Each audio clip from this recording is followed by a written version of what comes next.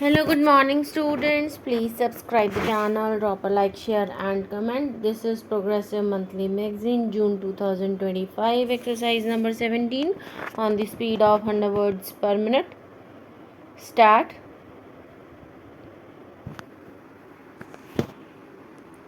An integrated national education program, the Sarva Shiksha Abhiyan, has been launched for universalizing elementary education and a national mission constituted with the Prime Minister as chairman.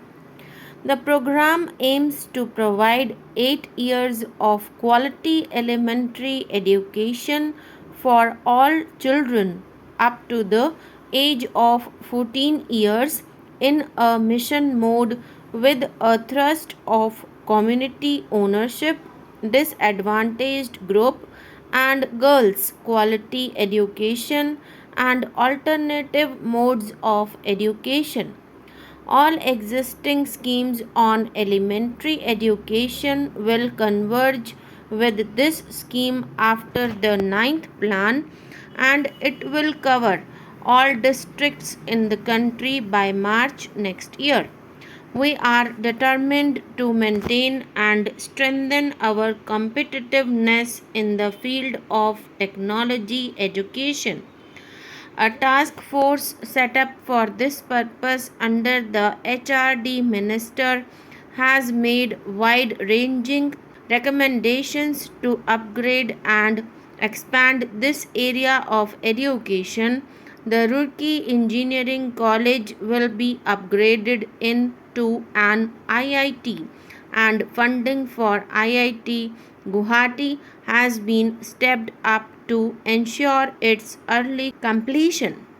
The base of IIMs to be expanded, regional engineering colleges are to be strengthened, and new institutes will be set up with public private partnership. The role of the private sector will be encouraged. A new centrally sponsored scheme for computer literacy and studies in schools is being launched, and other initiatives planned for encouraging IT education from school or college levels. Last year, I announced the availability of 100% deduction from income tax of payments made to institutions for vocational education and training by the private sector set up in rural areas and small towns. I propose to make the same deduction available for payments to engineering institutions also. Mr. Speaker, sir, I have personally experienced poverty and faced problems in pursuing higher studies. I, therefore, feel that no deserving student in the country should be deprived of higher and technical education for want of finances. I am glad that the Indian Banks Association has formulated a new comprehensive educational loan scheme which will cover all courses in schools and colleges in India and abroad. Loans will be available under this scheme up to rupees 7.5 lakh for studies in India and rupees 15 lakh for studies abroad. No collateral or margin will be stipulated for loans up to rupees 4 lakh. The interest rate will not exceed PLR plus 1% for loans. The year 2001 is being observed as Women's Empowerment Year. My colleague, the Deputy Chairman of the Planning Commission, is heading a task force to review the programs for women. Meanwhile, I propose to strengthen the Rashtriya Mahila Kosh for providing microcredit to poor assetless women through NGOs.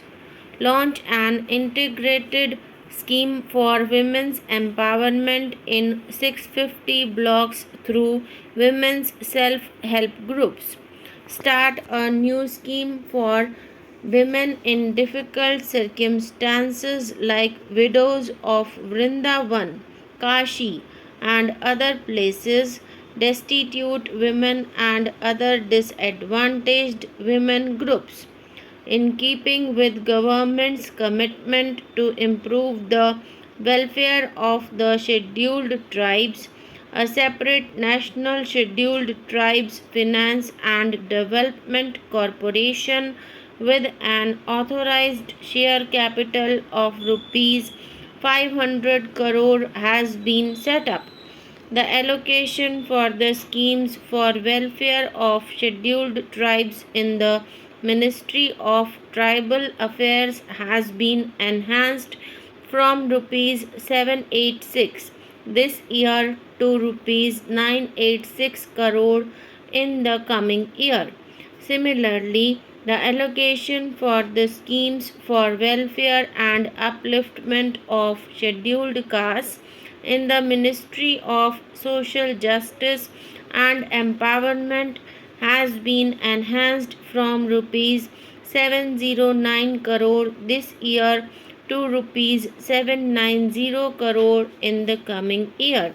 Honorable members may recall my announcement in the last budget of a new group insurance scheme, the Janashri Bima Yojana, to extend social security cover to the poorest sections of society. The said scheme was launched by the Prime Minister on 10th August 2000 and has been well received. 332 schemes have been approved so far, covering people in the BPL segment. I believe that the social security cover needs to be widened to minimize the miseries of our people below the poverty line. Accordingly, I propose to introduce two more schemes during the next financial year: a special scheme for landless agricultural laborers, the Khetihar Mazdoor Bima Yojana, which will provide benefits of insurance cover as available under Janashri Bima Yojana, and a pension of rupees 100 per month to the beneficiary on attaining the age of 60 years. In the case of beneficiaries who join the scheme at a young age, some periodical payments at the end of every 10 years are also envisaged. The beneficiaries will be required to make a small contribution towards the premium. A Shiksha Sahyog Yojana to provide an education allowance of rupees 100 per month to the children of parents living below the poverty line to meet the expenses of education during their studies from 9th to 12th standard now.